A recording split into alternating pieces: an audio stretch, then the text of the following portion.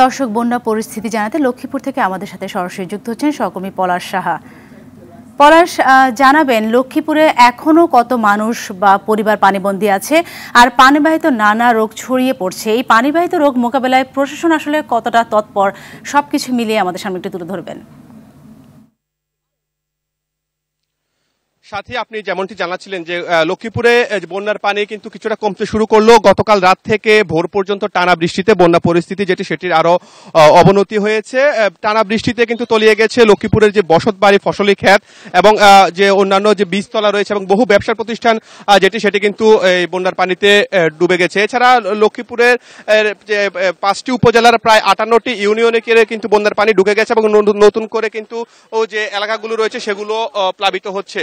এছাড়া লক্ষ্মীপুরে এখন পর্যন্ত প্রায় 24,000 যে পরিবার, সেই পরিবার আশ্রয়কেন্দ্রে আশ্রয় নিয়েছে এবং অন্যান্য যারা আশ্রয়কেন্দ্রে এখনো যাননি তারা আসলে জানিয়েছেন যে চুরি ডাকাতির ভয়ে তারা এখন পর্যন্ত যে আশ্রয়কেন্দ্রে তারা এখন পর্যন্ত যেতে চাচ্ছেন না। এবং এ পর্যন্ত লক্ষ্মীপুরে যে জেলা প্রশাসন রয়েছে এবং উপজেলা প্রশাসন সহ তারা কিন্তু আশ্রয়কেন্দ্রে যারা আশ্রয় নিয়েছেন তাদের সার্বক্ষণিক খোঁজ খবর নিচ্ছেন এবং তাদের যে শুকনো খাবার সহ যে স্যালাইন সেগুলো কিন্তু তারা বিতরণ করছেন। এবং লক্ষ্মীপুরে কিন্তু এই বন্যা পরিস্থিতিতে নতুন আতঙ্ক, যে সাপের উপদ্রব বেড়ে গেছে। গত কয়েকদিনে প্রায় 100 জন যে সাপে কাটা রোগী তারা সদর হাসপাতাল সহ উপজেলার যে বিভিন্ন ক্লিনিকে তারা কিন্তু আশ্রয় নিয়েছেন। তবে এই জন্য উপজেলা স্বাস্থ্য কমপ্লেক্স এবং যারা চিকিৎসক রয়েছেন তারাও কাজ করছেন। সাথে ধন্যবাদ আপনাকে। দর্শক, আমরা এখন জেনে নিব নোয়াখালীর পরিস্থিতি। বন্যা দুর্গত এলাকায় ত্রাণ সহায়তা বিষয়ে জানাতে নোয়াখালী থেকে আমাদের সাথে যুক্ত হচ্ছেন সহকর্মী গিয়াসউদ্দিন রনি। রনি, জানাবেন ত্রাণের তো কোনো ঘাটতি নেই, তারপরও বিতরণের সমন্বয়হীনতা কেন? আর আরেকটি বিষয় তুলে ধরবেন যে যারা বন্যা দুর্গত আছেন তাদের একটা অভিযোগ এসেছে যে শহর অঞ্চলে যারা আছে তারা ত্রাণ পাচ্ছে, কিন্তু প্রত্যন্ত অঞ্চলগুলোতে ত্রাণ ঠিকমতো পৌঁছচ্ছে না। সেই বিষয়ে আপনার কাছে কি তথ্য আছে?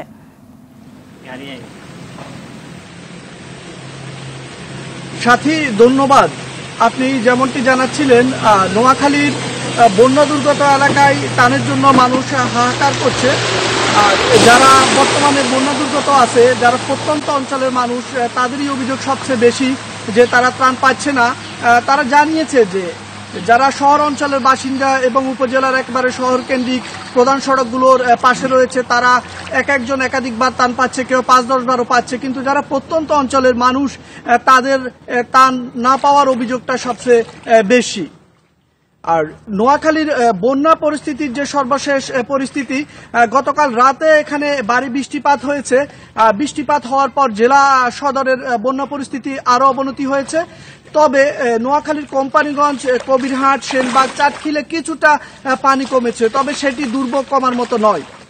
তবে স্থানীয়রা যারা জানিয়েছেন যে তারা অভিযোগ করেছেন যে জেলা প্রশাসন যে সমন্বয়হীনতা রয়েছে সেটি যদি তারা সমন্বয় করে, যে যারা স্থানীয়ভাবে, ব্যক্তিগতভাবে এবং সামাজিক সংগঠনের পক্ষ থেকে ত্রাণ দিবে, তারা যদি জেলা প্রশাসনের সাথে যোগাযোগ করে ত্রাণ দেয় তাহলে কিন্তু ত্রাণ না পাওয়ার যে অভিযোগ, ত্রাণের যে সংকট সেটি কিন্তু কমে যেতে পারে।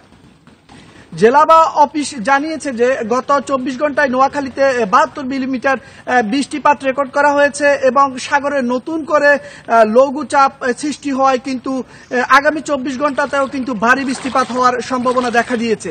সাথী, এ ছিল আমার কাছে নোয়াখালীর বন্যা পরিস্থিতি নিয়ে সর্বশেষ। ধন্যবাদ।